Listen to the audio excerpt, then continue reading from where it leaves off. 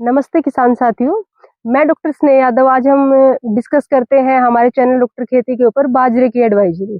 कई किसान साथियों के सवाल थे कि बाजरे पे जो एडवाइजरी या फिर कपास पे जो एडवाइजरी रिलीज करते हो उसके बारे में भी मैं बताया करूँ। आपको मैं बता देती हूँ, चौधरी चरण सिंह हरियाणा कृषि विश्वविद्यालय हिसार द्वारा हर 15 दिन के इंटरवल पे एडवाइजरी रिलीज करी जाती है। जैसे बाजरे की एडवाइजरी होगी, कपास की एडवाइजरी होगी। तो जो ये वाली वीडियो है स्पेसिफिकली हम बाजरे की एडवाइजरी के बारे में डिस्कस करने जा रहे हैं कि 16 से लेके 31 अगस्त इन 15 दिन के लिए CCSHO हिसार के बाजरा सेक्शन ने क्या एडवाइजरी रिलीज करी है कि आपको क्या क्या करना चाहिए बाजरे के अंदर। सबसे पहला जो पॉइंट उसमें दिया हुआ है एडवाइजरी में, वो दिया हुआ है आपने बिजाई के बाद निराई गुड़ाई जरूर करनी है। आपने बिजाई से के 3 से 5 सप्ताह के बाद अपने खेत में निराई गुड़ाई मतलब नड़ाव करना एक बार जरूरी है। नड़ाव करने के 3 फायदे होते हैं।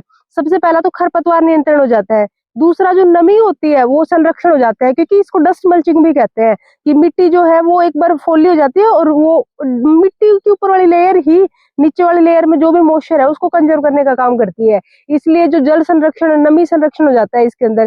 तीसरा क्या होता है, जड़ों में उचित मात्रा में हवा मिल जाती है, हवा का आवागमन हो जाता है। पौधे की जड़ों को इन उसके साथ साथ में मतलब पानी और उसके साथ साथ में हवा की जरूरत भी होती है, तो इसमें हवा का आवागमन भी काफी अच्छा हो जाता है। निराई गुड़ाई के फायदे हैं।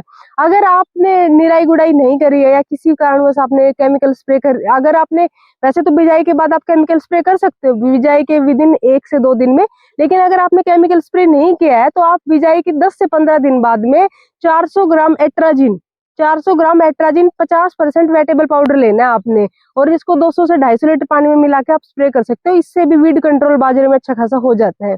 उसके बाद बात करते हैं गैप फिलिंग की। गैप फिलिंग मतलब खाली जगह का भरना। देखो बाजरे में क्या होता है कि है ना, पौधों की पॉपुलेशन होना सबसे ज्यादा जरूरी है।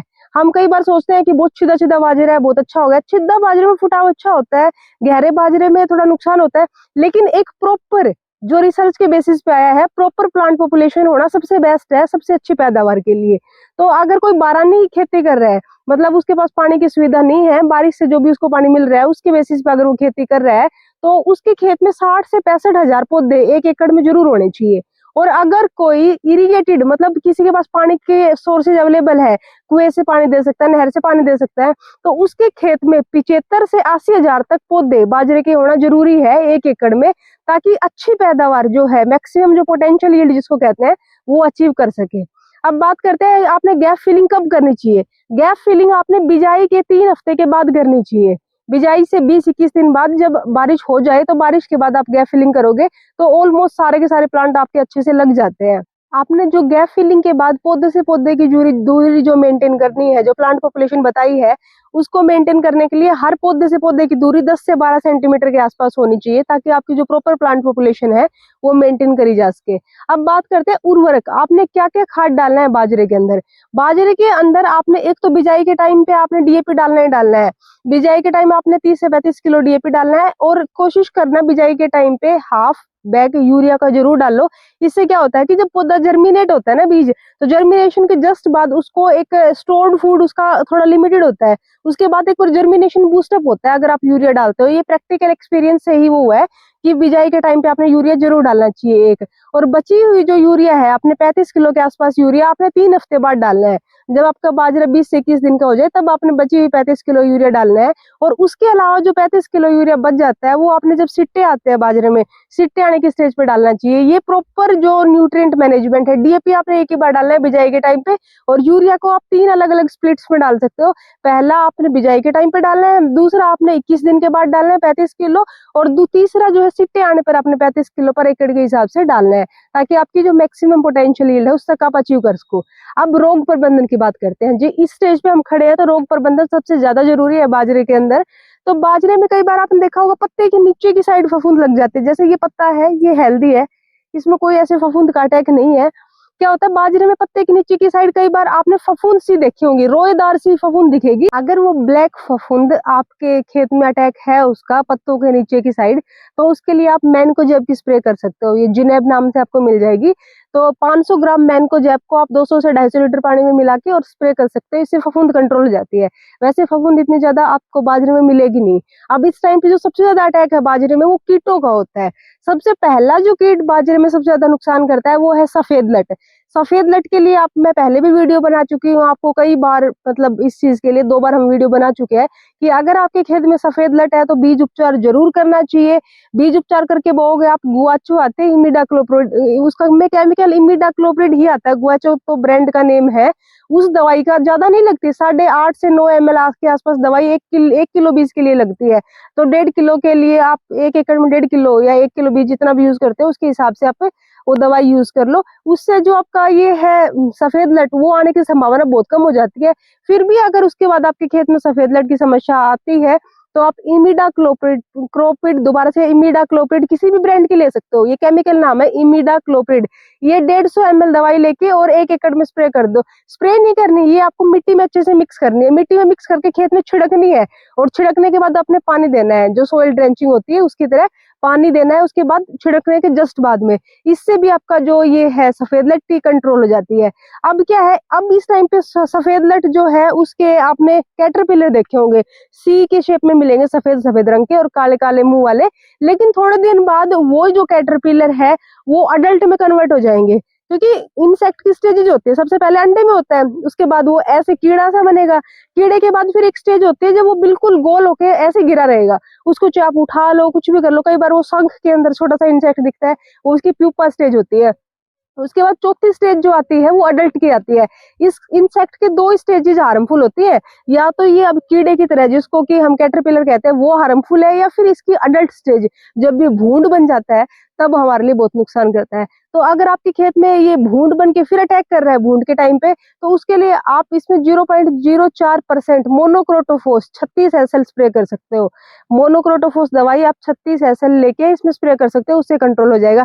या फिर इसकी जगह आप क्विनेलोफॉस भी यूज कर सकते हो। क्विनेलोफॉस 25 cc आती है, उसको 0.05% आप ले लो अगर आपने मोनोक्रोटोफॉस नहीं लेनी तो।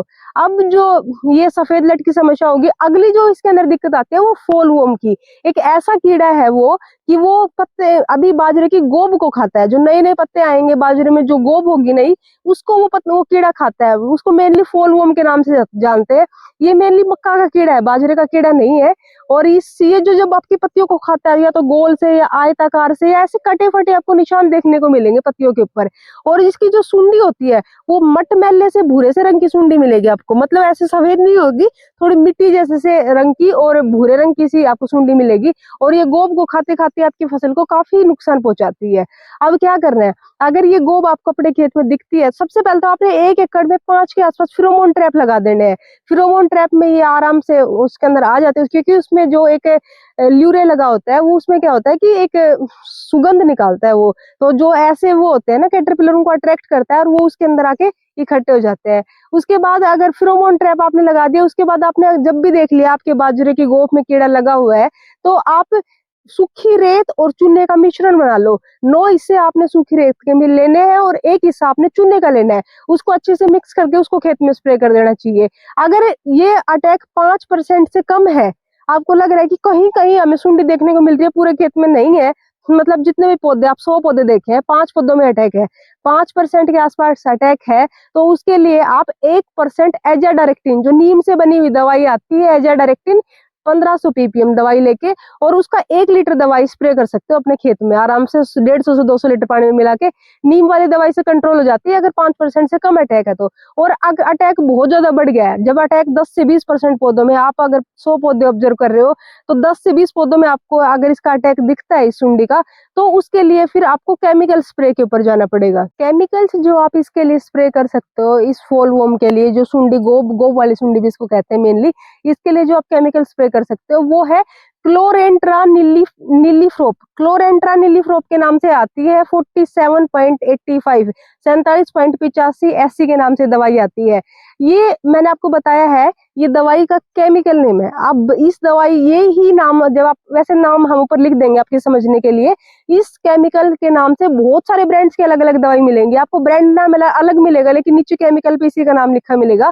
तो क्लोरेंट्रा नीलीफ्रोप अगर आपको मिलती है तो वो आपने सिर्फ 25 से 35 ml दवाई लेनी है। 25 से 35 ml दवाई लेके और एक एकड़ में आपको 150 से 200 लीटर पानी में मिला के स्प्रे कर दो, उससे भी ये कंट्रोल हो जाती है। अगर आप ये दवाई नहीं लेते तो इसकी जगह जो दूसरी आप ले सकते हो वो स्पिनट्रेरोम ले सकते हो। स्पाइनट्रेरोम के नाम से आती है 11.7 SC और उसकी आप उस दवाई की आपने 100 ml डोज लेनी है 1 एकड़ के लिए, वो भी सफिशिएंट होती है। ये भी केमिकल नाम है, ब्रांड नेम आप किसी भी कंपनी के ले सकते हो क्योंकि अलग अलग कंपनियों में आती है, केमिकल यही रहता है, तो आप जो प्रेफर करो उस कंपनी की ले सकते हो। अब अगला जो अटैक आता है वो आता है इसके अंदर एक कैटरपिलर का, जिसको कि बालों वाली सुंडी कहते हैं, बालों वाली सुंडी या सुंडी। और ये दो टाइप के होते हैं मेनली, एक बिहार हेरी कैटरपिलर होता है, एक रेड हेरी कैटरपिलर कहते हैं इसको मेनली। अगर आपके खेत में अगर ये बालों वाली सुंडी का अटैक है, क्योंकि ये सुंडी आप देखोगे ना तो इसके ऊपर बहुत सारे ऐसे बाल बाल से ऐसे खड़े मिलेंगे, अगर इसका अटैक है तो आप 250 ml मोनोक्रोटोफॉस ले सकते हो। मोनोक्रोटोफॉस 36 ऐसे लेनी है आपने 250 ग्राम। ये किसी भी नाम से आपको मार्केट में मिल जाएगी, जैसे मोनोसेल के नाम से भी आती है, न्यूआक्रोन के नाम से भी आती है, या और भी बहुत सारे ब्रांड से आती है, तो आप किसी की भी ले सकते हो। अगर ये नहीं मोनोक्रोटोफॉस नहीं ले रहे तो इसकी जगह आप क्विनेलोफॉस ले सकते हो। क्विनेलोफॉस अगर आप ले रहे हो तो आपने 500 ml दवाई लेनी है 25 cc की, और ये भी मार्केट में बहुत सारे नेम से आते हैं, जैसे 1 लक्स वगैरह कई सारे नेम्स आते हैं, तो आप किसी भी ब्रांड की ये ले सकते हो, या तो मोनोक्रोटोफॉस या क्विनेलोफॉस। तो आपने सबसे पहले तो ध्यान रखना है, अगर या तो बिहार हेरी कैटरपिलर है तो या तो मोनोक्रोटोफॉस या क्विनेलोफॉस, बालों वाली सुंडी है तो मोनो या क्विनेलो, इन दोनों में से कोई भी एक सेलेक्ट करनी है। और अगर आपके खेत में वो वाली जो भूंड का अटैक है या फिर नीचे जो जमीन के अंदर सफेद लट का अटैक है, तो उसके लिए आपने अलग दवाई लेनी है। जो आपको मैंने 3 वो बताई है, तीनों के लिए अलग अलग दवाइयों की रिकमेंडेशन है, आप अलग अलग दवाई लेके स्प्रे कर सकते हो। ये सारी जो चीजें मैंने आपको बताई, बस इतना ही मेंशन था हमारी जो एडवाइजरी है 16 से 31 अगस्त 2026 वाली, उसके अंदर। फिर भी अगर आपकी कोई क्वेरी रह जाती है तो आप हमें कमेंट कर सकते हैं, हम अपने बेसिस पे उसको सोल्व करके आप या जो भी रिकमेंडेशंस होंगी वहां से देख के और आपको जरूर इन्फॉर्म करेंगे। धन्यवाद।